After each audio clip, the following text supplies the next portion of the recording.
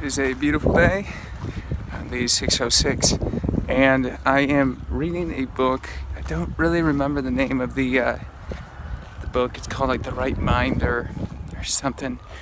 But basically, one of the cool topics they talk about is the transition of what our society's focus has been on over the past, hundreds of years that have gone by.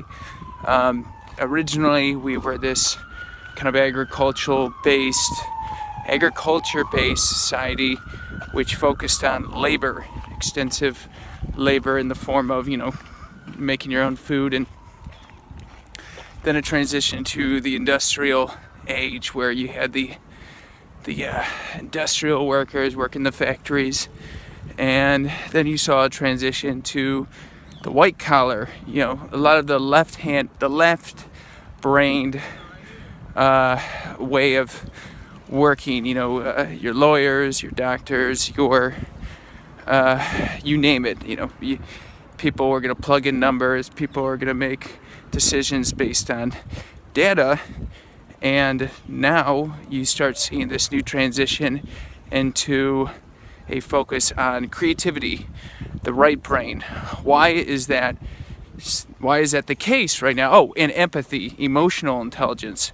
Why is that the case? Well, three things are happening. Number one, there is abundance in our society. People are having more time for leisure because of all of the new technology we have. Accountants are almost going the way of the dinosaur because of new accounting programs that you could just pay for and have the program account for you. I'm not saying everyone has free time, okay, and I'm not saying everyone around the world has that luxury, but a lot of us here in the Western world and the East do, not including North Korea, obviously. And so that is one thing going on. The second thing is a lot of jobs are being taken overseas for much cheaper than they would cost over here for these companies. There are people in India working for $15,000 as accountants and these specialty jobs, these left-minded jobs, like programmers, because in India, $15,000 is 25 times more than it is over in America. So they're actually living really well. They take vacations, they own their own apartments. So these American companies are like, of course I'm going to pay this guy $15,000 to do the same job. I could pay someone over here for a heck of a lot more. Finally, the third point, honestly, I can't remember at the moment. So I'll extend this video.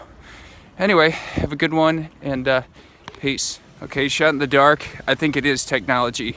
I included technology under abundance. That is a section of abundance. With abundance, there is an interest in self-realization. This interest of searching for our meaning. Once we have enough money, there comes a point where money is no longer the chief interest. There's an interest in understanding why. Why are we here? What is my purpose? What's the point? So that has to do with abundance. And then technology is the dissolvement of a lot of these new jobs. We see it in the industrial age. The story of John Henry, this man who took on this new machine, and by the end of it, although he won this competition of, I think, nailing in these nails, basically it was a competition. He was competing against the machine to see who could, in a race, nail in the most nails, finish the race. And I don't know if John Henry is a real character, one of fiction, but he basically basically dies at the end of it, despite winning, to kind of show the end of man as the chief laborer and being replaced with machines.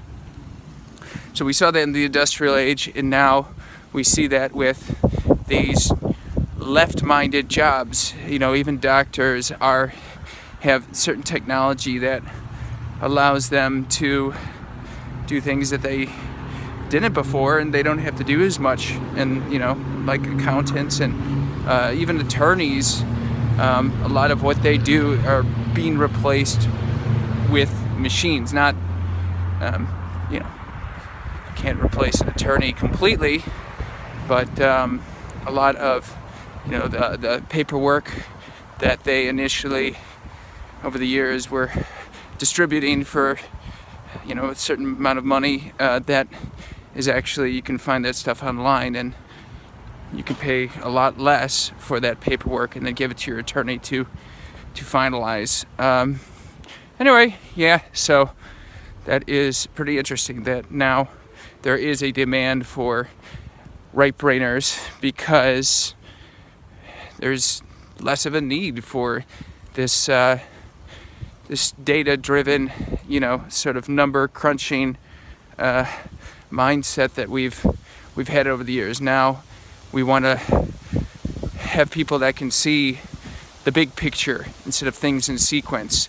We want people that can create aesthetic value to things. GMC has taken a new approach. It's not about the horsepower of the car, it's how beautiful is the car. I've heard these car shows being actually compared to like an interior decorating show as opposed to a car show, because now it is becoming more about fashion and luxury, and there's just a greater demand for something that sets your product apart from a creative standpoint.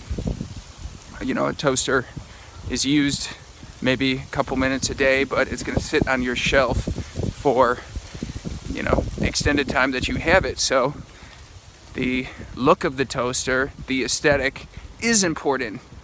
That's a huge part of its creation these days, especially. So anyway, have a good one, guys.